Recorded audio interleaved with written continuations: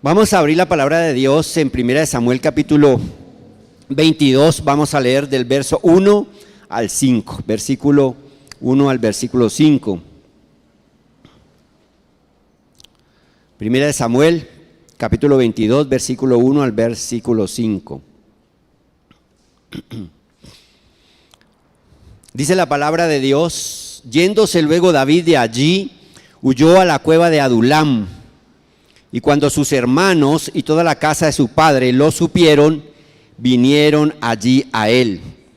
Y se juntaron con él todos los afligidos y todo el que estaba endeudado y todos los que se hallaban en amargura de espíritu. Y fue hecho jefe de ellos y tuvo consigo como 400 hombres. Y se fue David de allí a Mizpa de Moab. Y dijo al rey de Moab: yo te ruego que mi padre y mi madre estén con vosotros hasta que sepa lo que Dios hará de mí. Luego trajo pues a la presencia del rey de Moab, los trajo pues a la presencia del rey de Moab, y habitaron con él todo el tiempo que David estuvo en el lugar fuerte. Pero el profeta Gad dijo a David: no te estés en este lugar fuerte, anda y vete a tierra de Judá. Y David se fue y vino al bosque de Ared. Gloria a nuestro Dios. Padre, sé tú, Señor, hablándonos en esta mañana a través de tu preciosa palabra, Señor. Es uno de los tantos momentos difíciles por los cuales pasó David, porque no pasó por un solo momento. Aquí, antes de ser rey, estaba pasando por situación difícil de adversidad. Cuando dice el verso 1, yéndose luego de David de allí, encontramos que fue a Aquis, rey de Gat, una de las ciudades filisteas, para resguardarse de la persecución que estaba teniendo. Y dice el verso 13, y cambió del capítulo 21, y cambió su manera de comportarse delante de ellos, y se fingió loco entre ellos, y escribía en las portadas de las puertas, y dejaba correr la saliva por su barba. Tuvo que ir a refugiarse a donde los filisteos, a donde los enemigos de la persecución. Pero miremos un momento que había acontecido en la vida de David. Había sido ungido por el profeta Samuel. Dice la palabra de Dios de ese momento que fue ungido, el Espíritu de Jehová vino sobre David. Vayamos haciendo ese perfil de lo que había acontecido hasta ese momento en la vida de David. Había sido ungido por Samuel. Y dice que desde ese momento en que fue ungido, el Espíritu de Jehová vino sobre David. Recordamos que había derrotado a Goliat el filisteo, ¿cierto? Y todo el mundo lo enaltecía como respuesta a que había derrotado a ese filisteo. El rey Saúl le había dado a su hija por mujer. Era el yerno del rey. Tenía una posición muy reconocida, muy importante. Era amado por Israel y todo Judá. En 1 Samuel 18:16 dice: mas todo Israel y Judá amaba a David, porque él salía y entraba delante de ellos. Pero viene el pero, mis amados hermanos. El rey Saúl lo buscaba con toda su fuerza militar para quitarle la vida. Recordemos que cuando va en contra de ese filisteo de Goliat y le quita la vida, dice: y cantaban las mujeres que danzaban y decían: Saúl hirió a sus 1000 y David a sus 10,000. Dice: y se enojó Saúl en gran manera y le desagradó este dicho, y dijo: a David dieron 10,000 y a mí 1000, no le falta más que el reino. Y desde aquel día Saúl no miró con buenos ojos a David. Todo eso que había sucedido en su vida, pero estaba huyendo de el rey Saúl, que lo estaba buscando ¿para qué? Para quitarle la vida.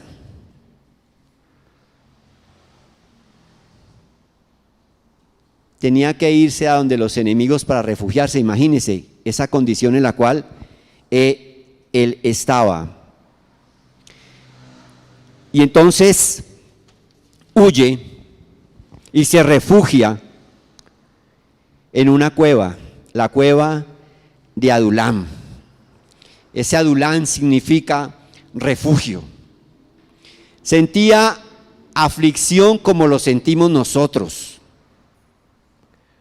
Muchas veces pasamos por esas situaciones donde quisiéramos que hubiera un caparazón, donde nos metiéramos allí y nadie pudiera hacernos daño. Era extrema la situación por la cual estaba pasando David. Hermanos, nosotros también pasamos por esa clase de situaciones y nos afligimos y huimos y queremos tener un refugio donde nadie llegue a hacernos daño. Imagínense ustedes el rey del momento con todo su ejército buscando a un hombre para quitarle la vida. ¿Y por qué? Porque Saúl sintió envidia de David. David había acabado con este hombre Goliat, con ese filisteo, y la gente lo reconocía por eso, y el rey sentía envidia. Hermanos, muchas veces pasamos por esos momentos y nos afligen y lloramos. ¿Se han llorado en esos momentos o yo he sido el único? ¿Sí? Hay veces dicen, cuando en otros tiempos nos decían que los hombres no lloran, ¿cierto? Los hombres no lloran.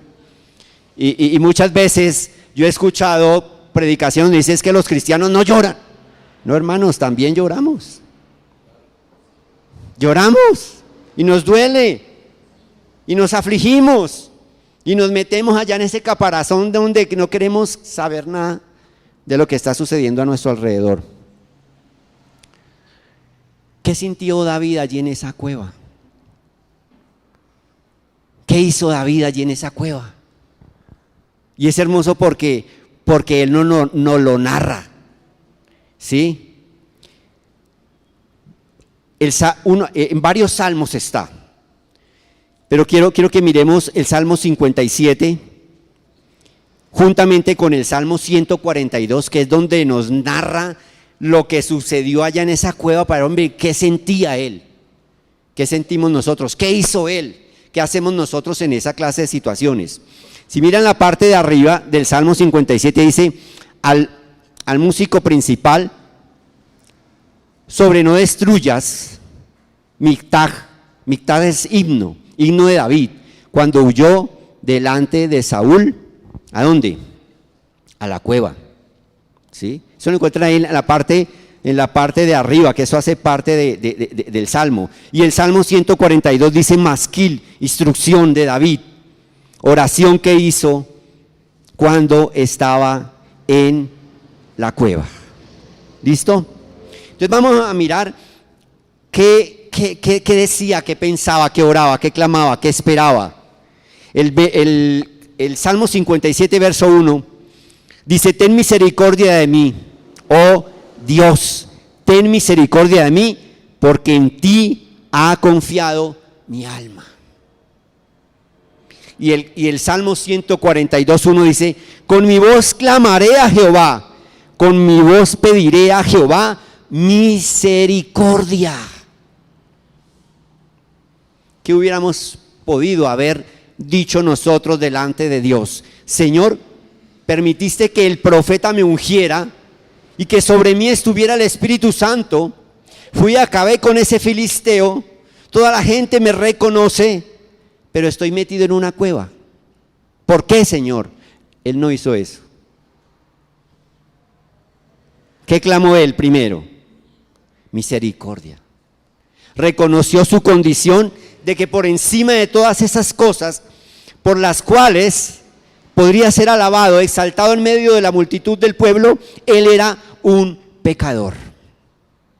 Hermanos, en esos momentos en que estamos allí en ese caparazón, esa cueva, como que nos sentimos nosotros que todos nos están atacando y que la culpa es de todos los demás, pero no reconocemos que somos pecadores delante de nuestro Dios. David en el Salmo 143, 2 dice, y no entres en juicio, le está diciendo a Dios, y no entres en juicio con tu siervo, porque no se justificará delante de ti ningún ser humano. Nadie podemos levantar y justificarnos delante de nuestro Dios. Por eso le dice, Señor, sí, no entres en juicio, no me cuestiones porque yo no tengo argumento alguno para debatir lo que tú me dices. Y es que somos pecadores. Hermanos, allí en esa cueva, él reconoce, primer aspecto, reconoce su condición de pecador. Él no se excusa. Él no cuestiona lo que le estaba sucediendo. Él estaba diciendo, Señor, ten misericordia de mí. Dame ese trato que no merezco porque yo también soy pecador. La segunda parte del verso 1 del capítulo 57 dice, y en la sombra de tus alas me ampararé. ¿Hasta cuándo? Hasta que pasen los quebrantos. Él sabía dónde debería resguardarse, a dónde debería acudir, dónde debería estar, ¿sí? Y el tiempo que debería estar allí. Hermanos, ¿a dónde acudimos? En medio de nuestras tribulaciones, de nuestras angustias, en la sombra de tus alas me ampararé.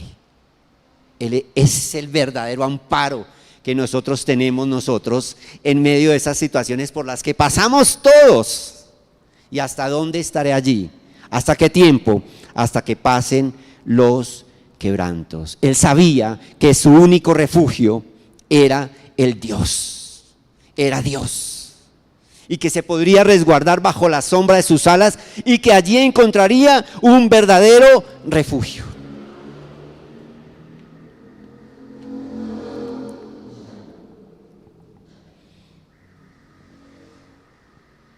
En Él encontramos nosotros el verdadero refugio. Él lo sabía. Y por eso eleva esa oración, ese clamor del Salmo 142 a ese Dios en la cual él se estaba refugiando. Y le dice en el 57:2, clamaré al Dios Altísimo. Y saben que muchas veces nosotros clamamos al Dios Altísimo, pero no sabemos lo que de ese Dios Altísimo hace en nuestras vidas. Y muchas veces elevamos oraciones mecánicas, donde lo hacemos como por orar, como por desahogarnos, pero no esperamos que ese Dios obre en nuestras vidas. Pues David sí. Dice, clamaré al Dios Altísimo, al Dios que me favorece, al Dios que me favorece. Y el 142:5 dice, clamo a ti, oh Jehová. Clamo a ti, oh Jehová. Hermanos, cuando nosotros en medio de esas situaciones clamamos a nuestro Dios, necesitamos conocer quién es nuestro Dios y qué Él hace en nosotros. El 57:3 dice, Él enviará desde los cielos y me salvará de la infamia del que me acosa. Dios enviará su misericordia y su verdad. Eso creemos cuando oramos a nuestro Dios, cuando le clamamos a Él, o simplemente clamamos pero no hay esa fe, orando creyendo que de Él viene misericordia, de Él viene la salvación. Dice, Dios enviará su misericordia y su verdad. Y en el 142:5 lo reafirma: clamé a ti, oh Jehová, dije, tú eres mi esperanza y mi porción en la tierra de los vivientes.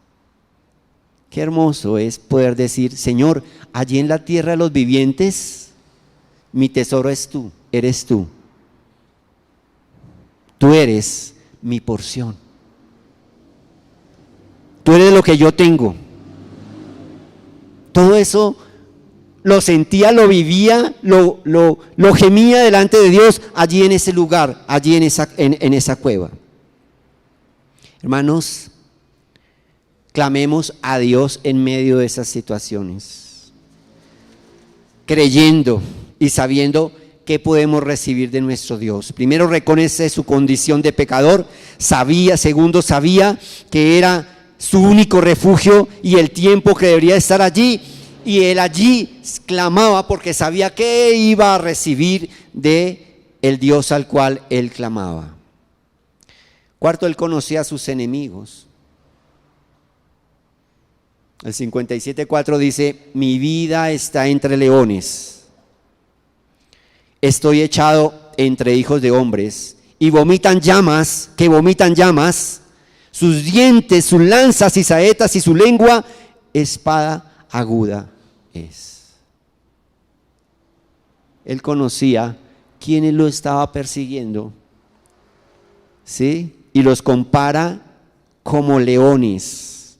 Y ya vamos a mirar esta parte de los leones más adelante, en la respuesta que Dios le da a él. Conocía a sus enemigos, y en el 142:6 dice: escucha mi clamor, porque estoy muy afligido, líbrame de los que me persiguen, porque son más fuertes que yo. David la tenía clara, mis hermanos. Allí, en medio de esa situación de adversidad, hay algo hermoso, algo maravilloso. En ese Salmo 57, del verso 7 también está adelante, dice: pronto está mi corazón, oh Dios, mi corazón está dispuesto. Cantaré y trovaré salmos. Despierta, alma mía, despierta, salterio y arpa. Me levantaré de mañana, te alabaré entre los pueblos, oh Señor. Cantaré de ti entre las naciones, porque grande es hasta los cielos tu misericordia, y hasta las nubes tu verdad. Exaltado sea sobre los cielos, oh Dios, sobre toda la tierra sea tu gloria. Hermanos, ¿será que podemos exaltar el nombre de nuestro Dios en medio de esas situaciones? Es un reto. Recordemos que estaba ya metido en la cueva, ¿sí? Recordemos que lo estaban persiguiendo para quitarle la vida. Cuando uno lee todo los libros de Samuel, ¿sí? Enviaban ejércitos para buscarlo de 3,000 personas. 3,000. Él solo contra 3,000. Lo buscaba el rey, que tenía toda la autoridad, y lo buscaba para quitarle la vida. Y allí en medio de esa cueva, él pudo levantar sus manos y adorar el nombre de Dios, exaltarlo, decir: conozco mis enemigos, Señor, son como leones detrás de mí. Y a veces vemos nosotros a nuestros enemigos así, como leones, ¿sí? Y podemos decir: Señor, es que son más fuertes que yo, son más fuertes que yo. Volvamos, ya ilustramos qué estaba pasando allí en esa cueva. Volvamos a 1 Samuel 22:1. Vamos a mirar qué Dios le trajo, qué Dios le entregó, qué Dios nos entrega a nosotros, qué Dios nos coloca ahí, ¿sí? ¿Qué podríamos decir nosotros, mis amados hermanos? Pues yo oro, clamo a Dios, y Él viene un ángel y acaba y arrasa a todos los enemigos, ¿no? Sería bonito, porque eso lo esperaríamos nosotros. Verso 1: yéndose luego David de allí, huyó a la cueva de Adulán, y cuando sus hermanos y toda la casa de sus padres lo supieron, ¿qué pasó? Vinieron a él. ¿Qué envió el Señor a esa cueva? ¿Qué envió, mis hermanos? ¿Qué envió? Envió a su familia. Decía el pastor Edgar esta mañana, el hermano Enrique lo operaron y ahí está su hijo. Qué hermoso. ¿Saben que eso es lo primero que Dios nos envía a nosotros en medio de las tribulaciones? El amor de la familia. Y muchas veces no lo reconocemos. Creemos y esperamos que Dios va a mandar un ángel, ¿sí? Pero Él nos lo envía en forma de hogar y de familia. Y muchas veces estamos en esos tiempos donde el esposo y la esposa quieren separarse. No ven otra opción, no ven absolutamente nada. No hay el amor entre los padres y los hijos. No hay respeto. Pero mira lo que el Señor le envió a él. Envió a sus hermanos. Cuando ellos supieron, y envió a sus hermanos y a toda la casa de su padre. Y llegaron allí a esa cueva donde él estaba refugiado. Hermanos, la familia es para eso. La familia no es para que no nos hablemos en un mismo hogar, bajo un mismo techo. La familia la hizo el Señor, es creación de Él. Y tiene esa función también. En medio de esas situaciones, acudir, a dar ánimo, a dar aliento, a dar refugio, a abrazarnos, a sentirnos que somos parte de. Eso lo hizo el Señor nuestro Dios. Yo analizando esto, leyéndolo, le daba gracias a Dios, ¿sí? Porque es maravilloso al entregarnos esta palabra, porque muchas veces el Señor nos envía, nos da respuesta a nuestro clamor, pero nuestros ojos están ciegos, cerrados. Es la bendición del hogar, es la bendición de la familia, ¿sí? Y dice más adelante el verso 3, y se fue David de allí a Mizpa de Moab, y dijo al rey de Moab, yo te ruego que mi padre y mi madre estén con vosotros hasta que sepan lo que Dios hará de mí. Voy a salvaguardarlos, a mi padre y a mí los voy a salvaguardar, ¿sí? ¿Se acuerdan que él era hijo de Isaí? Voy a salvaguardarlos. No es a que llegue el ejército y también acaben con mis padres. Qué bonito, mis amados hermanos, podemos nosotros sacar, ¿sí?, de esta palabra que el Señor nos trae a nosotros. Él envió su familia. Supieron que él estaba ya en tribulación y no lo dejaron solo. Hermanos, valoremos eso. Valorémonos en vida. El enemigo pone trabas para que en un mismo hogar y bajo un mismo techo hayan discusiones, hayan peleas, hayan unos infiernos chiquitos, como yo los digo. Pero para eso no es la familia, mis amados hermanos. La familia fue lo primero que el Señor le envió en medio de ese clamor a David, sus hermanos y sus padres, para que estuvieran allí. ¿Qué más le envió el Señor a ellos? Allí a David. Dice, y se juntaron con él.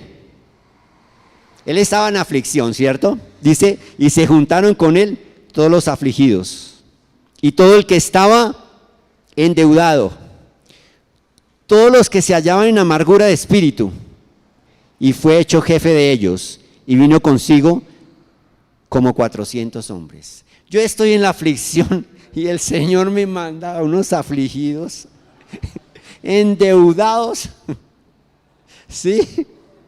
Con amargura de espíritu.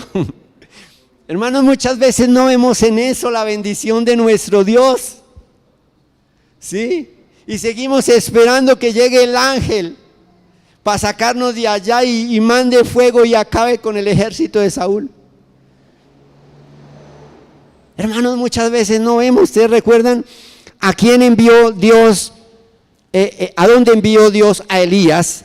Cuando había hambre, fue enviada una mujer viuda, dizque para que lo diera de comer, pero ella no tenía que darle de comer. Ese es nuestro Dios, mis hermanos, en medio de las situaciones de adversidad. ¿Sí?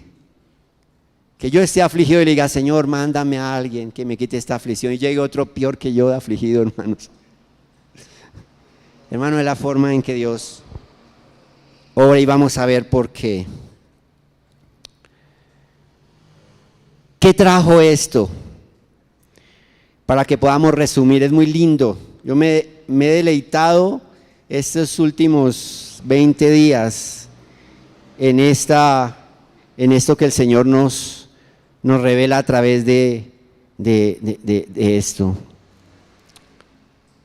Él estaba allí queriéndose resguardar, y su vida estaba al hilo de la muerte. ¿Qué trajo el Señor a través de su familia, a través de estas 400 personas de las cuales Él empezó a liderar? 1 Samuel 23, 14. ¿Qué hizo el Señor? Dice, y David se quedó en el desierto, en lugares fuertes, y habitaba en un monte, en el desierto de Sif. Y lo buscaba Saúl, ¿cuándo? Todos los días. Pero ¿qué pasó? Miren ese pero, mis amados hermanos. Pero Dios no lo entregó en sus manos. Dele gloria a Dios. Por más de que Saúl tenía un ejército donde mandaba oleadas de 3,000 guerreros con espadas, había inteligencia. ¿Sabían que había inteligencia? Iban y averiguaban dónde estaba, le preguntaban a la gente, se metían a los pueblos, ¿sí? Pero hermanos, él sabía en quién confiaba y lo buscaba todos los días, pero Dios no lo entregó en sus manos. Ese es nuestro Dios, mis amados hermanos. En medio de nuestras situaciones donde muchas veces decimos, es que hasta aquí fui. No. Él clamó, él gimió, él se humilló delante de Dios, él lo exaltó, él reconocía que sus enemigos eran más fuertes que él, pero él sabía en quién confiar. Y por eso cuando él oraba, por eso cuando él clamaba, ¿sí? Podía decir, Él enviará desde los cielos y me salvará. Tú eres mi esperanza en la tierra de los vivientes. Pero ¿qué pasó con esos 400 afligidos? Vamos a Primera de Crónicas, capítulo 12. Para ver qué pasó con los afligidos, con los endeudados, con los que tenían amargura de espíritu. Primera de Crónicas, capítulo 12. Estos son los que vinieron a David en Siglag, estando él aún encerrado por causa de Saúl, hijo de Cis. ¿Y eran qué? De los valientes que le ayudaron en la guerra. Estaban armados de arcos y usaban de ambas manos para tirar piedras con honda y saetas con arco. De los hermanos de Saúl de Benjamín, y ahí empieza a relatar. De los hermanos de Saúl de Benjamín, y empieza a relatar. Hermanos, ¿qué sucedió con esos ejércitos que estaban con Saúl? Cada una de las tribus empezaron a unirse al ejército de David. Y el verso 22 dice: porque entonces todos los días venían ayuda a David hasta hacerse un gran ejército. ¿Cómo qué? Como ejército de Dios. ¿Se acuerdan cómo veía David a aquellos enemigos? Como rostros de leones, ¿cierto? Y miren lo que dice el verso 8, volvamos al verso 8, 12:8. También de los de Gad huyeron y fueron a David, al lugar fuerte, en el desierto. Hombres de guerra, muy valientes para pelear, diestros con escudos y pavés. ¿Y sus rostros cómo eran? Sus rostros eran como rostros de leones, y eran ligeros como las gacelas sobre las montañas. Si él veía a sus enemigos con el rostro de león, el Señor le envió a él un ejército guerrero, donde ellos, sus rostros también eran como rostros de leones. Ese es nuestro Dios, mis amados hermanos. Esos 400 que eran afligidos, ya no eran afligidos de espíritu, ya no estaban endeudados. No sabemos qué pasó, pero ya no estaban endeudados. Ya no estaban afligidos, tristes. Entraron a pertenecer al ejército de Dios. Ese es nuestro Dios, hermanos. Ese es nuestro Señor. Pasamos por momentos en que parece que fallecemos, pero son los momentos en que Dios permite que fortalezcamos nuestro carácter y que podamos ver la gloria en medio de las situaciones de adversidad. Hermanos, en medio de las tribulaciones, en medio de esos desiertos, es que podemos nosotros crecer y ver la gloria de nuestro Dios. No nos gusta, no creo que haya uno aquí, ni yo mismo levantaría la mano, sí, me gusta, no nos gusta, hermanos, pero dentro de esos planes de Dios es lo que Dios utiliza para fortalecernos y para hacernos crecer. Amén. Padre, te damos las gracias, Señor, por tu misericordia, por el amor tan grande que nos tienes, Señor bendito, por tu palabra, porque llega a nosotros, porque es tu revelación, Señor del cielo, porque ella nos habla, porque nos dice que ahí estás en la tribulación, pero no estás solo. Estás en esa cueva de Adulán, estás en ese caparazón, pero no estás solo. Así como lo hiciste con David, lo haces cada día con nosotros, Señor.